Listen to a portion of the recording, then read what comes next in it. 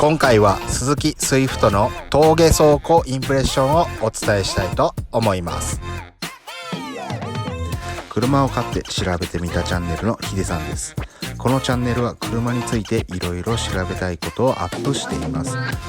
このチャンネルが気に入ったらチャンネル登録と高評価、そしてベルマークを押してもらうと次回の動画があなたの手元に届きます。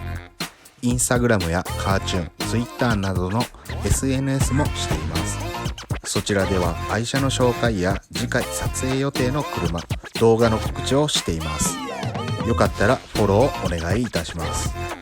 では本編です。よろしくお願いします。はい、では走っていきたいと思います。再び峠になります。ちょうど長らく雨が続いていた関係で路面等も濡れているかと思います。安全運転で行きたいと思いますのでよろしくお願いします。今まで車種で言ったらこの山登るの4代目になるかな。車を買って調べてみたチャンネルでは今回4代目ですね。この峠をトライするのもで、基本的にはすごくカーブがきつい峠となっております。なので、ハンドリングの操作性やったりエンジン回転等を踏まえた上で車の性能を知るためには一つの指標となるようなイメージで運転したいと考えてます。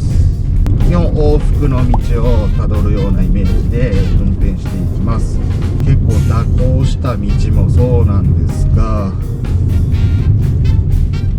このようなヘアピンに近いようなカーブ、今日もこのような感じで続いていく道になります。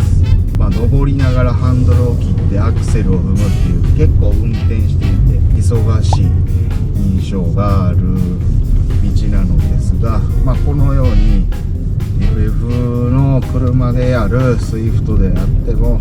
結構軽快にハンドルを操作できる印象はあります。今このように上り坂なので結構踏み込みをしながら立ち上がり、ここからの立ち上がり、今4000回転まで回ってだいたい30から40の間をぐんと上がった感じなんですけど、この車は今 CVT のオートマということもあってやはり急加速については遅れて速度が上がるという風な感じになります。で、特に FF 車なんで前が重たく感じることっていうのも、若干あるんですけど、やっぱ体がボディですね、ボディが軽い分基本的には軽快な運転はできているという風には感じてます。剛性っていうことをみんな、よく言われてて、寄れるとか寄れないとかボディの話をされてるのをよく聞くんですけども、普段ここの車を運転していて思ったのは車体の下がしっかりしてる印象はすごくあります。なので今アクセルとかをブレーキとか置いてる足ですねに伝わる振動っていうのが結構硬い印象は常々あります。街乗りの時も言ってたんですが、クッションが柔らかすぎるわけじゃないですけども厚みのあるクッションなんで体に伝わる振動っていうのが軽減されている印象がすごくあるなというふうに思います。で、今実際踏み込みしながらカーブに入る時には減速しつつ立ち上がりで踏むという風な感じで今運転していってるんですけども、速度とエンジン回転が合ってるなって印象がある時は素直に車が出るんですけども、その、タイミングがちょっとずれた印象になるとどうしてもCVT のギャップが出やすいなという風にも感じてます。この先カーブが連続します。はい、連続するカーブの上りとなります。今ちょっと遅れた感じになってました。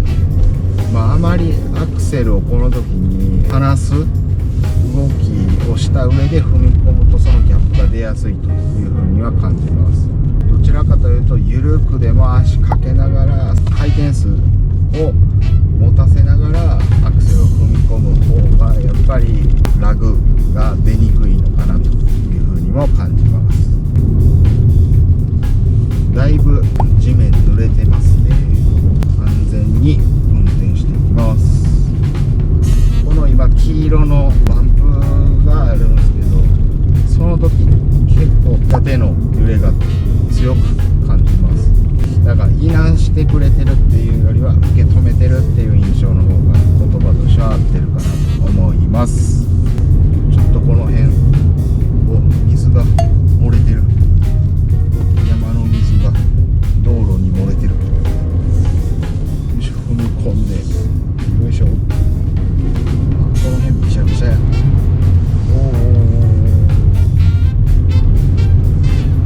足今これ取られてる印象ないんで、濡れてるところでもすんなりいってると思います。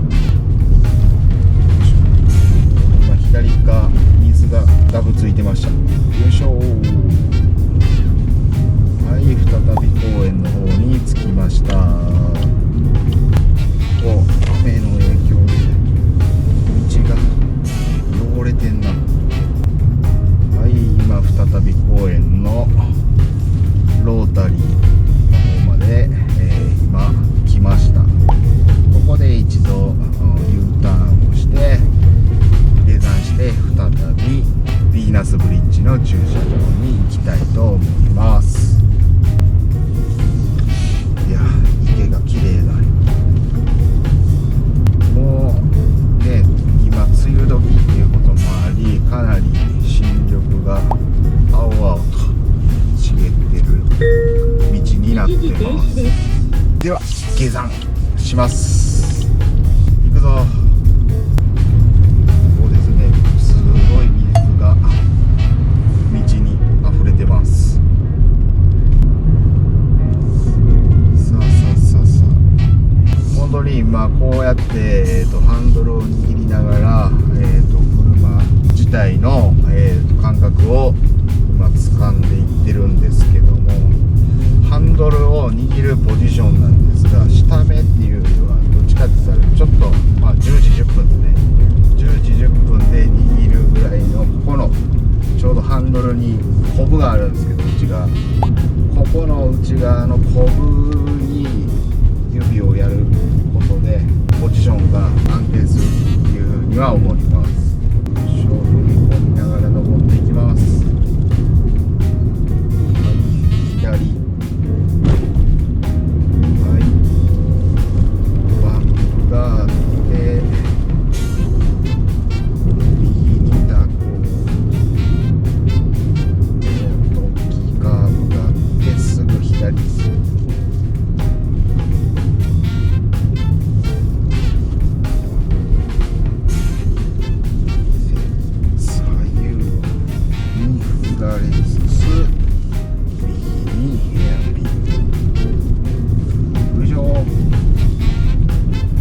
下りでも基本ハンドル操作が遊び自体はやっぱスズキの車って少ないんかなっていう風に感じ取るんですけど、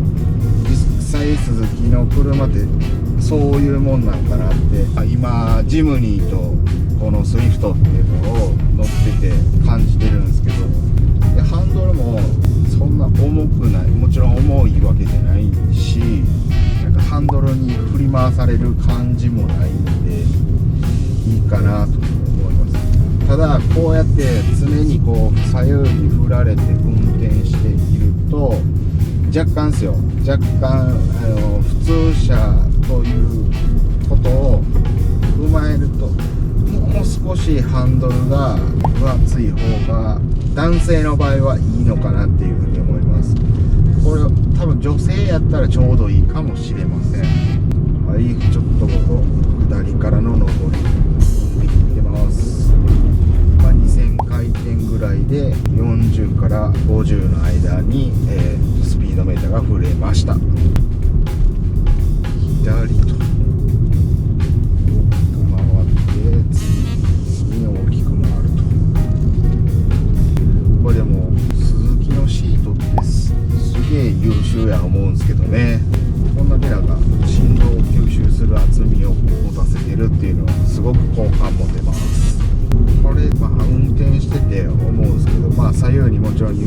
られながこらの先カーブが連続します。こういう道乗ると、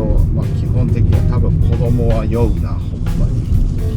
よいしょ、連続のカーブに入ります。よいしょ。こうね、バスも走ってる道なんで、バスと鉢合わせになったら譲るの大変ですよ。特にカーブでもうほんま来たって分かった瞬間もう止まってスペース空けてあげないといけないんで、もし来る機会がある人がおれば、基本確か土日だけやったと思うんですけどね、走ってんのは気をつけた方がいいと思います。おっと、なんだ吸ったか、ベンツが止まっとる。どうした。これぐらいの道を軽快に走れるんで、街中の日常使いに問題等はないですよ、本当。僕はもし奥さんに車を与えたいなと思ったら、第一候補がこのスイフトじゃないかって思っちゃいます。でもこれスイフト乗ってて思ったんは、だったらスイフトスポーツはもっといいのかと思ってしまいます。だったら乗りたいっていう気持ちが今結構湧いてるところでございます。なかなかスイフトスポーツを借りれるところが近所でそもそもあるのかとエニカで調べた時に、スイフトスポーツ借りれるっていう人は埼玉だったり関東の方ばっかりだったんで、ちょっとなかなかそれは難しいなと思いました。はい、到着になります。はい、実際運転していて、コースを動画として見ていただきました。感想としては、僕 FF 車っていうのがあまり実は好きじゃないんですけど、実際やっぱりこの車軽いので、運転はすごくその辺のハンドル感とか重さとかっていうのがストレスにならないっていうのをすごく感じた次第でございます。はい、もしこの動画が参考になりましたら、チャンネル登録と高評価いただけますと嬉しく思います。このような感じでいろんな車を紹介している動画を撮っていますので、よかったら他の動画もまたご覧ください。ではまた次の動画でお会いいたしましょう。